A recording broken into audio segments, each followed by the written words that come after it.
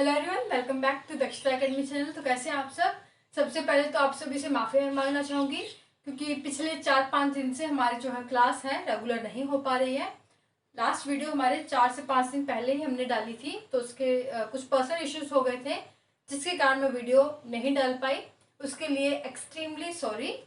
तो polity class में हम पढ़ रहे थे। लास्ट वीडियो में अगर आपको याद हो तो हमने आर्टिकल 75 तक पढ़ लिया था, आपके मंत्री परिषद या काउंसिल ऑफ मिनिस्टर्स के बारे में, जिसमें हमने लास्ट जो सब टॉपिक किया था वो था आपका दल बदल विरोधक कानून, यानी कि जो एंटी डिफेक्शन लॉज के बारे में हमने पढ़ा था। और उसी सीरीज को आगे बढ़ाते हुए आज का जो हमारा टॉपिक है वो है भारत का महान्यायवादी या ऑडिटर जनरल ऑफ इंडिया। तो शुरू करते हैं। तो शुरू करने से पहले एक बार देख ले कि जो भारत के महान्यायवादी है यानी कि AGI, शॉर्ट फॉर्म में कह रही हूँ ऑडिटर जनरल ऑफ इंडिया को, तो इनके बारे में एक शब्दावली परिभाषा दी गई है। और वो किसमें दी गई है? वो दी गई है आपके विधि अधिकारी। विधि अधिकारी बता दो कि जो भारत सरकार का जो विधि अधिकारी है, लॉ ऑफिसर है, वो कौन कहलाता है? भारत के महान्यायवादी। तो ऑडिटर जनरल ऑफ इंडिया ये कौन है? ये भारत के सर्वोच्च विधि अधिकारी या सुप्रीम लॉ ऑफिसर होते हैं। और इनके बारे में जो है बताया गया है आपके law officer terms and conditions rules 1987 में, या फिर हिंदी में हम कहें तो विधि अधिकारी नियम एवं शर्तें नियमावली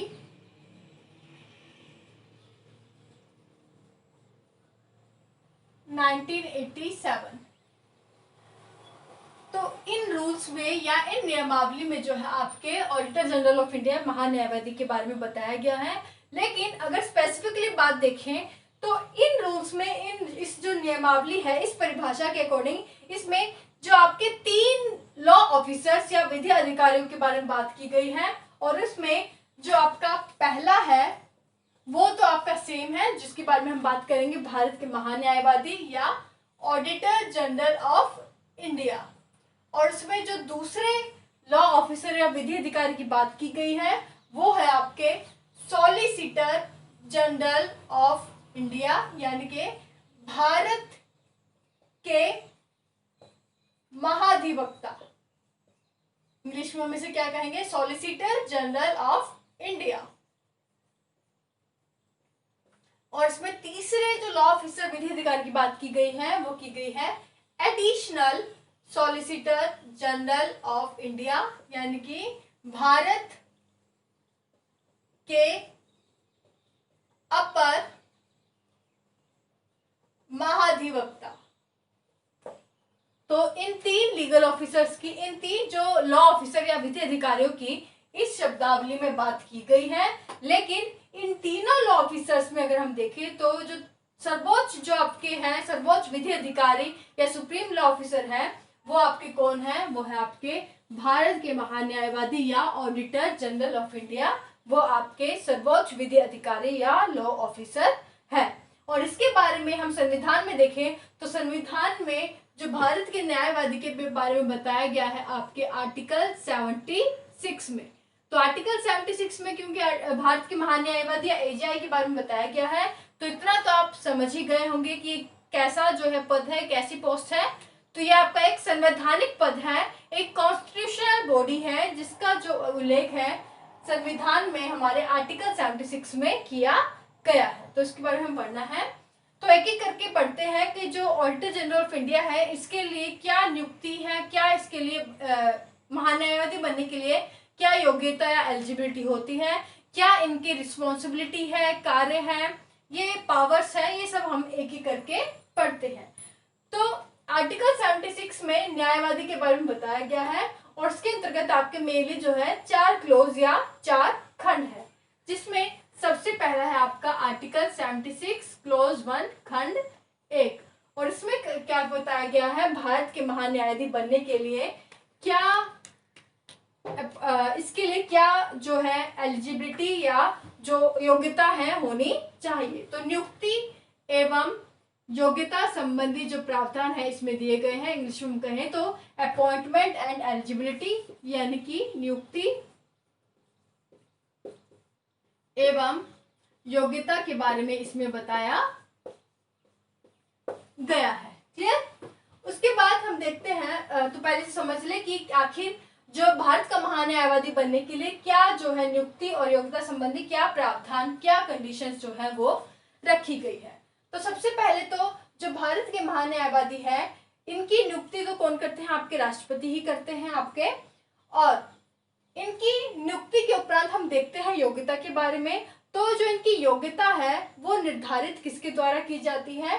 तो इसकी योग्यता के लिए आपको याद रखना है सुप्रीम कोर्ट के न्यायाधीश या जो जज बनने के लिए क्या एलिजिबिलिटी होनी चाहिए। मतलब इससे मतलब है कि सुप्रीम कोर्ट का जो न्यायाधीश बनने के लिए जो योग्यता निर्धारित की गई है, सेम वही जो योग्यता है वो निर्धारित की गई है भारत का महान्यायवादी या ऑडिटर जनरल ऑफ इंडिया बनने के लिए।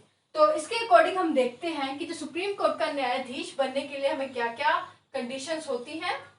सबसे पहले तो सुप्रीम कोर्ट का न्यायाधीश या जज होने के लिए सबसे पहले जरूरी है वो भारत का नागरिक होना चाहिए, इंडियन सिटीजन होना चाहिए।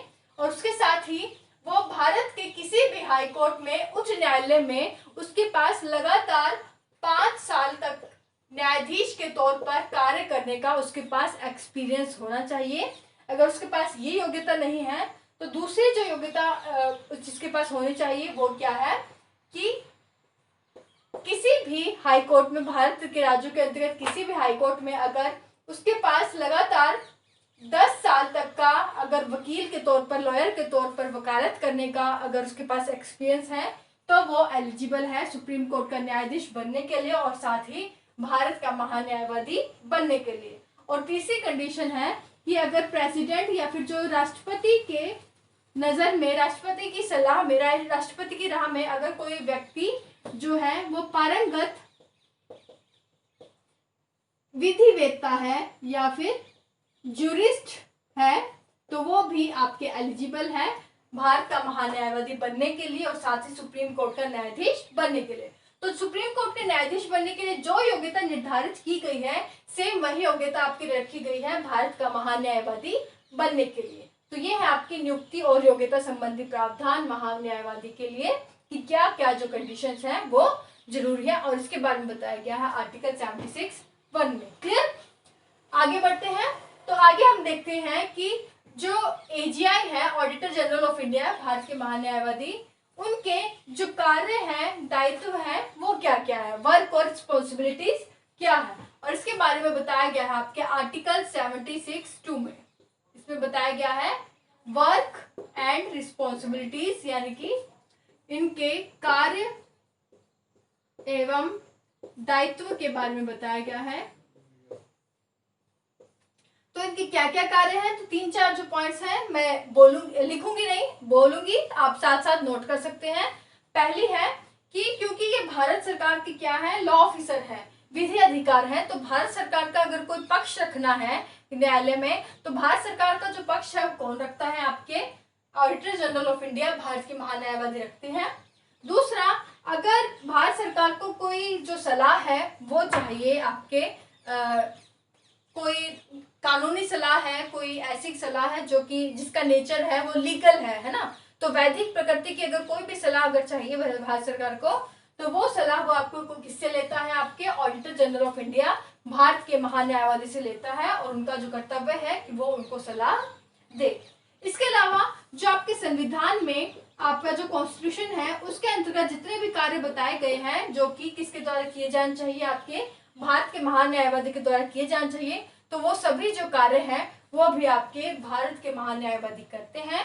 और इसमें लास्ट और चौथा सबसे इम्पोर्टेंट पॉइंट है वो ये कि आर्टिकल 143 के अकॉर्डिंग, आर्टिकल 143 में अगर किसको याद है तो जल्दी बताए कमेंट करके, ये मैं 2-3 बार पहले ही डिस्कस कर चुकी हूँ आपके साथ, तो चलिए मैं बता देती हूँ। तो अगर जो राष्ट्रपति हैं, प्रेसिडेंट, सुप्रीम कोर्ट से अगर कोई जो किसी भी मुद्दे पर सलाह मांगते हैं और जिसकी जो नेचर है वैदिक है, लीगल नेचर है, तो अगर सुप्रीम कोर्ट से कोई भी किसी प्रकार की जो सलाह है प्रेसिडेंट मांगते हैं तो वो सुप्रीम कोर्ट की ओर से जो उनका पक्ष है वो कौन रखते हैं, आपके ऑडिटर जनरल ऑफ इंडिया यानी कि भारत का महान्यायवादी उनका सुप्रीम कोर्ट की ओर से पक्ष रखते हैं और उनको जो सलाह है प्रेसिडेंट या राष्ट्रपति को देते हैं, जो भी उन्हें जो जानकारी चाहिए, कोई भी इंफॉर्मेशन अगर उन्हें चाहिए। तो ये 3-4 पॉइंट्स हैं जो कि हम भारत के महान्यायवादी के बारे में देखते हैं कि उनके क्या कार्य है, क्या दायित्व है, क्या उनकी वर्क और रिस्पॉन्सिबिलिटीज है। तो ये तो हमने देख ली। इसके अलावा हम 2-3 चीजें अलग से भी देखते हैं कि अगर कोई भी कार्य हो तो कोई भी अगर भारत सरकार का पक्ष रखना हो किसी भी केस में, किसी भी मुकदमे में, तो भारत सरकार की ओर से हमेशा जो पक्ष है वो कौन रखता है, आपके भारत के महान्यायवादी या ऑडिटर जनरल ऑफ इंडिया रखते हैं। कोई भी अगर किसी भी केस में अगर उनको जानकारी चाहिए और अगर ये जो भारत सरकार का जो पक्ष रखना है ये आपका सुप्रीम कोर्ट में तो आपके ऑडिटर जनरल ऑफ इंडिया रखते ही हैं, साथ ही अगर किसी अन्य राज्य के न्यायालय में अगर हाई कोर्ट में आपको भारत सरकार का पक्ष रखना है तो भी आपके महान्यायवादी ऑडिटर जनरल ऑफ इंडिया का रिस्पॉन्सिबिलिटी है, कर्तव्य है कि वो भारत सरकार की ओर का जो पक्ष है वो किसी राज्य के हाई कोर्ट में रखे।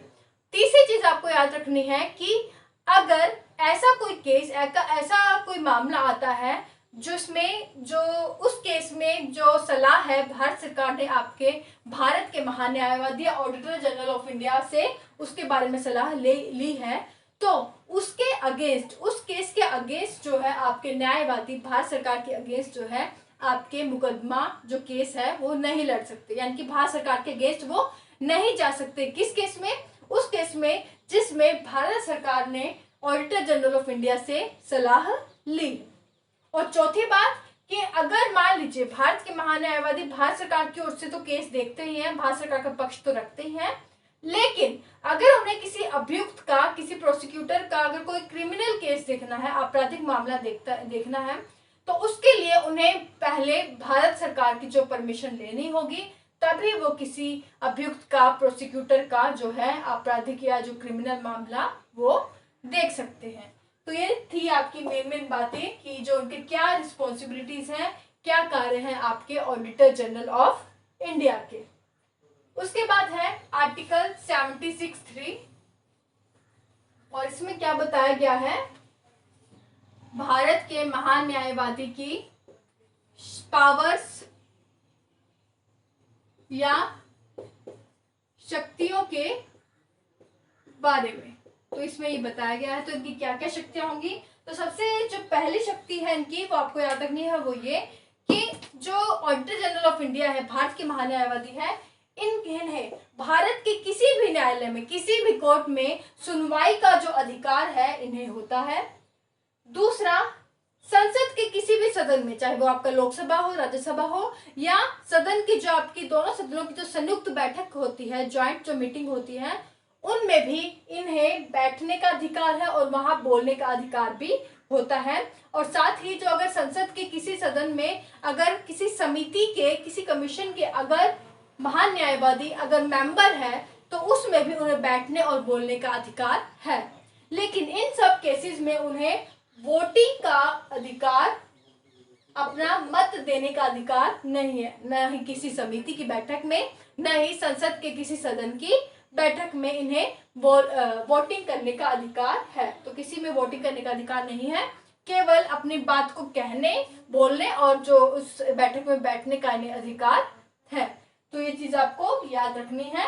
और एक और चीज अगर इनकी बात करें कि इनको क्या क्या सुविधाएं दी गई है, क्या क्या उन्मुक्तियां दी गई है, तो इन्हें वे सभी सुविधाएं मिलती है, वे सभी इम्यूनिटीज मिलती है जो संसद के किसी मेंबर को, संसद सदस्य को मिलती है। तो सभी सुविधाएं इन्हें मिली हुई है, भारत के महान्यायवादी को, जो संसद के सदस्यों को मिली हुई है। तो ये सभी थी भारत के महान्यायवादी की पावर्स या शक्तियां, जिसके बारे में आर्टिकल 76(3) में बताया गया है। आगे बढ़ते हैं।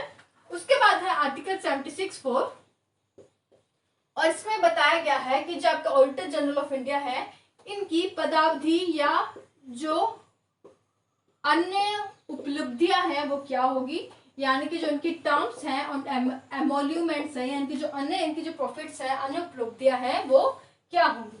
ये बताया गया आर्टिकल 76(4) में। और इसके अंतर्गत बताया गया है कि जो आपके ऑडिटर जनरल ऑफ इंडिया है, महान्यायवादी है, कि इनका कार्यकाल कब तक बना रहता है, तो इनका कार्यकाल बना रहता है राष्ट्रपति के, प्रेसिडेंट के प्रसाद पर्यंत तक। राष्ट्रपति के प्रसाद पर्यंत का क्या मतलब? प्रसाद पर्यंत को इंग्लिश में देखो तो क्या कहते हैं? During pleasure. मतलब जब तक राष्ट्रपति चाहें तब तक ये अपने जो पद पर बने रहते हैं। अगर जब वो चाहेंगे तब इन्हें पद से हटना पड़ेगा। लेकिन राष्ट्रपति के प्रसाद पर्यंत का अगर हम रियल मीनिंग देखें तो उसका मतलब क्या है कि हमें पता है कि जो राष्ट्रपति अपने विवेकाधीन, इनकी ये शक्ति नहीं है, अपने अनुसार ये कार्य जो है नहीं करते, उनको अपॉइंट नहीं करते हैं। ये किसकी सलाह पर कार्य करते हैं? ये आपके मंत्री परिषद यानी कि जो आपके काउंसिल ऑफ मिनिस्टर्स है उनकी सलाह पर कार्य करते हैं। अगर उनको लगता है कि किसी महान्यायवादी को अब हटा देना चाहिए तो उनकी सलाह पर प्रेसिडेंट उन्हें हटा देते हैं, क्योंकि प्रेसिडेंट के प्रसाद पर्यंत जो है महान्यायवादी अपने पद पर बने रहते हैं। उसके अलावा आपको चीज याद रखनी है कि अगर प्रेसिडेंट को किसी महान्यायवादी को हटाना है तो उससे पहले उन्हें 3 मंथ की उन्हें प्रायर नोटिस देना होगा। तो 3 मंथ पहले उन्हें जो है नोटिस देना होगा महान्यायवादी को, अगर उन्हें अपने पद से हटाना है। और इसके अलावा अगर जो महान्यायवादी अपनी मर्जी से अपना जो रिजाइनेशन लेटर देना चाहे, त्याग पत्र देना चाहे, तो वो राष्ट्रपति को देकर अपना रिजाइनेशन लेटर जो वो हट सकते हैं। इसके अलावा अगर इनकी सैलरी की बात करें, वेतन की बात करें, तो इनका जो वेतन है राष्ट्रपति के द्वारा ही डिसाइड किया जाता है। वेतन के अतिरिक्त इन्हें अपनी जो सैलरी है जो राष्ट्रपति ने डिसाइड की है वो तो मिलेगी ही, साथ ही इनकी प्रत्येक अपीयरेंस के लिए, जब भी वो अपनी सुनवाई करने के लिए भारत सरकार का पक्ष रखने के लिए आपके कोर्ट में आते हैं, न्यायालय में आते हैं, तो प्रत्येक अपीयरेंस में, प्रत्येक बार जब भी वो सुनवाई करने के लिए आएंगे तो उसका जो भुगतान है उन्हें अलग से उसका किया जाता है। तो ये चीज आपको याद रखनी है। तो ये सब था आपका आर्टिकल 76(4) के बारे में। और इसके साथ ही हमारा आर्टिकल 76 कंप्लीट हो जाता है, जिसमें सर्वोच्च विधि अधिकारी, law officer, auditor general of India यानी कि भारत के महान्यायवादी के बारे में बताया गया है। अब थोड़ा सा टॉपिक और रह गया है, क्योंकि हमने जो आपकी परिभाषा दी गई थी इस रूल्स में आपके 3 लॉ ऑफिसर्स की बात की थी, और ऑडिटर जनरल ऑफ इंडिया इसमें से सबसे सर्वोच्च है। इसके बारे में हमने अभी पूरा डिटेल में डिस्कस कर लिया है। इसके बाद हम देखते हैं कि solicitor general of India, Bharat के महाधिवक्ता कौन होते हैं। तो भारत के महाधिवक्ता के बारे में भी सबसे पहले तो इसी नियमावली में इनके बारे में भी उल्लेख किया गया है। और ये जो आपका पद है, पोस्ट है, ये आपका संवैधानिक पद नहीं है। क्यों? क्योंकि जो ऑडिटर जनरल ऑफ इंडिया है इनके बारे में तो आर्टिकल 76 में बताया गया है, इसलिए आपकी क्या है, कॉन्स्टिट्यूशनल बॉडी है, संवैधानिक पद है। लेकिन भारत के महाधिवक्ता के बारे में आपके संविधान में किसी आर्टिकल में नहीं बताया गया है, इसलिए ये आपकी कैसी पोस्ट है, कैसा पद है, ये आपका क्या है, ये आपका एक वैधानिक पद है, वैधानिक निकाय है, एक स्टैट्यूटरी बॉडी है। क्लियर? और ये जो इनका कार्य क्या होता है, ये आपका जो भारत सरकार के अंतर्गत इनका जो विधि संबंधी कार्य है, इसमें ये आपकी किसकी सहायता करते हैं, महान्यायवादी या ऑडिटर जनरल ऑफ इंडिया की हेल्प करते हैं। और इनका भी वही कार्य है जो कि भारत के महान्यायवादी का होता है। क्या? भारत सरकार की ओर से ये किसी विधि संबंधी कार्य में उनका पक्ष रखते हैं, और अगर उनको कोई सलाह चाहिए, कोई वैधिक सलाह चाहिए जिसका जो नेचर है लीगल है, उसको सलाह है वो भारत सरकार को देते हैं। और अगर उनको कोई हेल्प चाहिए, लीगल हेल्प चाहिए, तो वो उनकी जो हेल्प करते हैं। तो वही सब जो कार्य इनके भी होते हैं। तो ये हो गया भारत के महाधिवक्ता। उसके बाद है additional solicitor general of India, Bharat के अपर महाधिवक्ता। तो भारत के अपर महाधिवक्ता जो ये जिनका कार्य क्या है, ये आपकी किसकी सहायता करते हैं, भारत के महाधिवक्ता की सहायता करते हैं विधि संबंधी कार्यों में। और ये भी आपके विधि अधिकारी हैं। इनके बारे में भी इस नियमावली में बताया गया है। लेकिन इस पोस्ट को जो ऐड किया गया था वो कब ऐड किया गया, 1972 में ऐड किया गया। और इनके भी वही कार्य है, क्या कार्य है कि भारत सरकार की ओर से पक्ष रखना, किसी भी विधिक कार्यों में, लीगल कार्यों में, लीगल वर्क्स में कोई राय देनी है, तो भारत सरकार को कोई लीगल नेचर की कोई राय देनी है तो वो राय ये सब भारत सरकार को देते हैं। और भारत सरकार के किसी भी लीगल कार्यों में ये अपने पक्ष भी रखते हैं। तो सेम कार्य है तीनों के, ये आपको याद रखने हैं। लेकिन इन तीनों में जो सर्वोच्च है, सुप्रीम है, वो है आपके auditor general of India, Bharat के महान्यायवादी। क्लियर? उम्मीद करती हूँ आपको पूरा समझ आ गया हो टॉपिक। कुछ भी डाउट रह गया हो तो वीडियो के बाद में कमेंट करके जरूर पूछ लें। और वीडियो अगर अच्छे लगे तो प्लीज अपने फ्रेंड्स के साथ जरूर शेयर करें, जो भी आपकी कॉम्पिटिटिव एग्जाम्स की प्रिपरेशन कर रहे हैं, तो उनके साथ व्हाट्सएप ग्रुप पर, फेसबुक पेजेस पर जरूर शेयर कर दें। और टेलीग्राम, ट्विटर, इंस्टाग्राम पर मैंने पहले बता चुकी हूँ, हमारा अकाउंट है दक्षता अकेडमी का। वहां जाकर अगर आप दक्षता अकेडमी सर्च करते हैं तो आपको हमारा अकाउंट मिल जाएगा लोगों के साथ। तो वहां पर आप ज्वाइन कर सकते हैं। और हम वहां पे कोई डाउट हो तो इंस्टाग्राम पर हमें मैसेज करके पूछ भी सकते हैं। तो चलिए आज के लिए बस इतना ही। Thank you so much. Take care, all the best and God bless you.